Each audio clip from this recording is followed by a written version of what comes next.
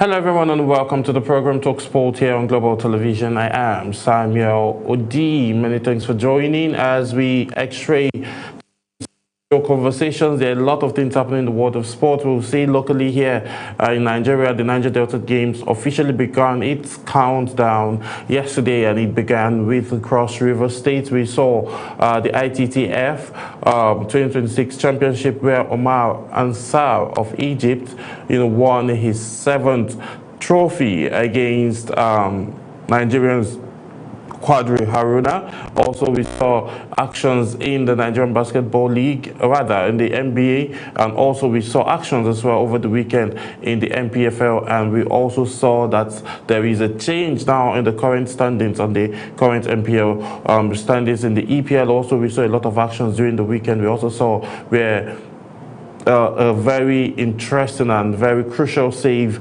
kept Manchester City in the second position of the NPFL EPL standings, and also giving them the 3 points they needed to close up the gap between Arsenal and Manchester City, where Manchester City are currently sitting with 50 points in the second position, and Arsenal is leading the pack with 56 points. So we'll be having other conversations around the Champions League as Chelsea will be looking to, defeat Leeds and see how they can be able to go above the champions Manchester United and get to the 4th position, and also prepare themselves for Champions League actions that will be coming up next week. So we'll be having all of this conversation, and also we'll be starting from the home front as always, where Niger Delta Games torch begins. 9th begins with State journey from Calabar. The countdown to the 2nd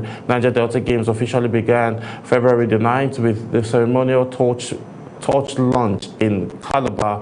Cross River State embarking on a 9-state tour, with the torch serves as a traveling beacon for regional cooperation before arriving its final destination in Benin Edo State. In Calabar, the torch bearer, Patience Okon George led some sport commissioners, commission officials, and athletes from the UJ Estienne Stadium to the governor's office, where they were officially received by the state deputy governor, retired Honorable Peter Ode, and Sir Ikato Ikboko, the chairman of Dunamis Icon Limited, organizers of the game. According to the roster released by the organizers of the games, Akwa Ibom State is the next stop for the torch on February the 10th, which will be happening today. It will then proceed to Abia on the 11th, Imo on the 12th, and Rivers on the 13th of February. Bayelsa will host the game torch on the 14th of February, while Delta State would receive it on the 16th of February, from where it proceeds to Ondo State on the 18th. The game torch would then lead the Kaglun at the Samuel Ogbomedian Stadium to symbolize the start of the game on the opening day, and would on the opening day and on the last day will be handed over to the next host state. So we'll see how the trajectory continues, just like what we saw happening at Nuga last year. After the torch went all round, we saw the same thing happening at Jos. When they put off the torch, they now handed it over to Unical, because they will be hosting the next edition. And then when that is done, ABU Zaria will be hosting the next edition, and also there would be passing the torch downwards. So we'll see how all of these actions continues, and we'll keep you up to date with the happenings. Now, talking for African Running Summit, International Olympic Committee members and former marathon world recorders, Tag Garrett is scheduled to arrive in Lagos later this week for the World Athletic African Running Conference, which begins later this week. And Tag Garrett, one of Africa's most celebrated distance runners, will be accompanied by his social media and team managers. So we'll be going on a quick break, and then when we return back, we'll continue this conversation. Stay with us. When the final whistle blows, the real conversation begins. Welcome to Talk Sports, where the games doesn't just end, they are analyzed. From football to athletics, boxing to basketball, grassroots to the global stage, every sport, every angle, every story. We ask the tough questions, break down the tactics, and sit face to face with the voices shaping the game. Kamada. Body, goal! Expect insightful interviews, expert opinions, and unfiltered banter that keeps it real. This is where passion meets perspective, where facts meets fire, where fans, players, and pundits speak the same language. Matters in sports, we talk it. Talk Sports, in-depth, interactive, unstoppable. This runs weekdays, Mondays through Fridays, 10 a.m. and Saturdays, 2 p.m. only on Global TV on DSTV channel 365 and StarTimes channel 276.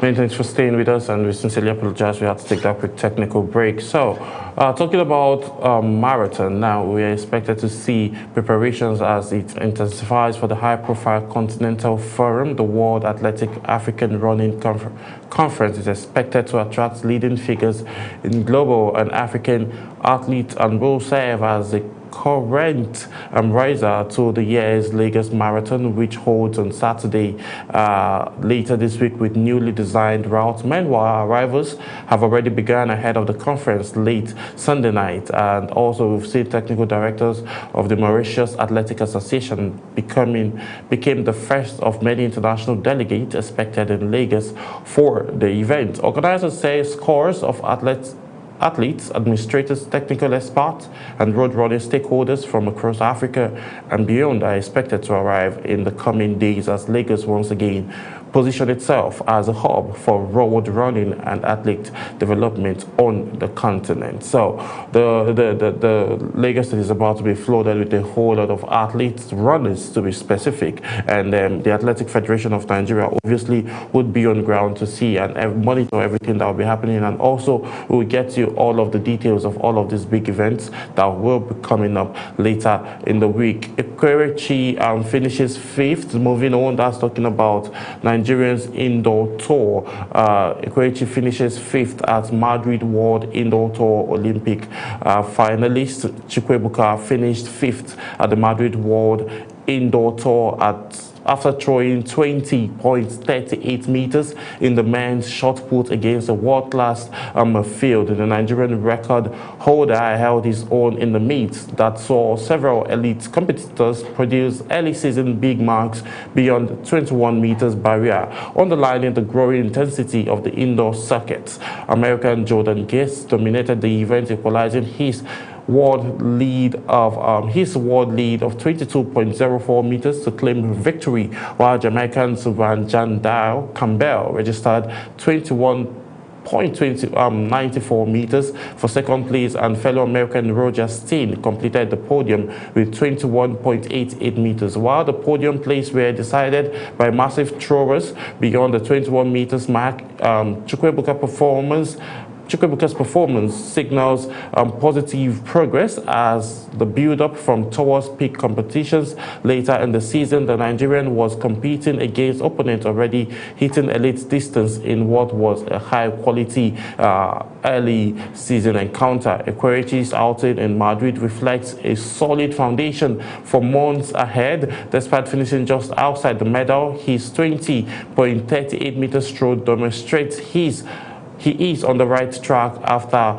he continues to sharpen his form and targets bigger distances. The Nigeria remains firmly in contention as the indoor shot put season gathers momentum, with the campaign progressing and competitions intensifying. Ekwerechi will be looking to build on his performance and move closer to the podium position in subsequent meets. So he sees Nigerians number one and Africans number one as he stands, despite not excelling and having a podium finish in Madrid. But he is still looking forward. It's the early season. The season is coming. It's just opening and it's starting. And then having this outing also is something he should be happy about. But we are expecting to see more. And so he can finish in the podium next, though he's optimistic and certain that he would be able to make that happen. So moving on now, let's talk tennis quickly as Omar Ansar edged Harunas Konka to clinch ITTF African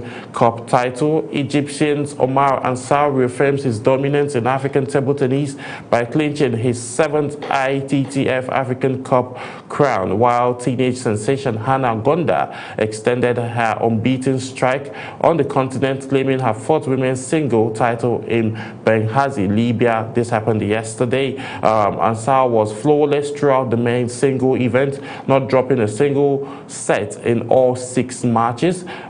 He swept most opponents 3-0 or 4-0, underlining his supremacy as the only male player in Africa to win 7 African Cup titles. In the final, he overpowered Algeria's Mohamed Boulars 4-0, and the outcome was 12-10, 11-8, 11-7, and 11-7 to retain his crown. He reclaimed in 2025. Boulars, who will make his debut at the 2026 ITTF World Cup in Monaco next month, made history as the first Algerian to reach the African Cup final. His semi-final victory over Nigeria's 5-time champion Quadri Haruna 4-3 was one of the tournament's standout performances. On the women's side, Gonda, still the youngest player ever to win the continental title at just 14, was equally commanding. She defeated her compatriot and 9-time champion Diana Mashiv 4-0, that is beating her 12-10, 11-3, 11-7, and 11-9 to retain her crown in Libya. So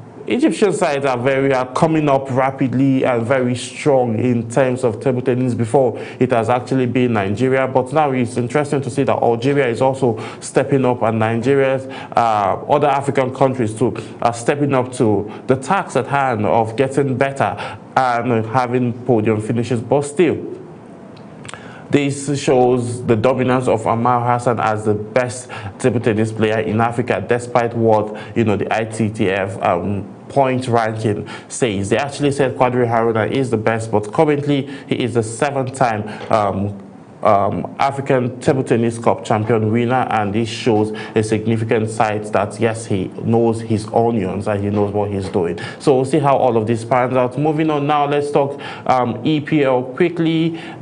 Chelsea targets 7 straight home wins over Leeds United. Chelsea returned to Stamford Bridge this evening to face old rivals Leeds United in the Premier League.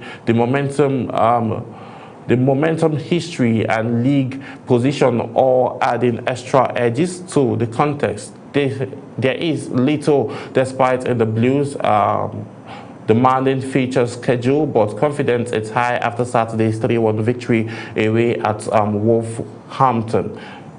That result left Chelsea 5th in the table, and deepening on result elsewhere, a win tonight would lift the reigning world champions into the top 4 with a third of the season remaining. Leeds arrive in the West London having enjoyed an extra day's recovery after beating Nottingham Forest 3-1 on Friday. Over the weekend, the Yorkshire side are battling to secure its top flight status following promotion and will be keen to build on that result, but recent history at Stamford Bridge is firmly against them. Chelsea have won each of their whitest last 6 league visits and are aiming to make the 7 in a row for the first time. The reverse feature at Elland Road remains a score point for Chelsea. The 3-1 defeat marks one of the most disappointing performances of the campaign, and tonight, after a clear opportunity for revenge in front of home support, we'll see how Chelsea would be able to scale through. We also saw actions, like I mentioned, over the weekend, and then these players are getting themselves geared up ahead of Champions League matchup. But quickly, let's see the action that we saw over the weekend. An interesting and dramatic action between Manchester City and Liverpool. And afterwards, we also saw in the game that was played yesterday where PSG defeated their opponent 5-0. We'll be bringing you all of these highlights one after the other. But for now, let's start off with that of Manchester City versus Liverpool.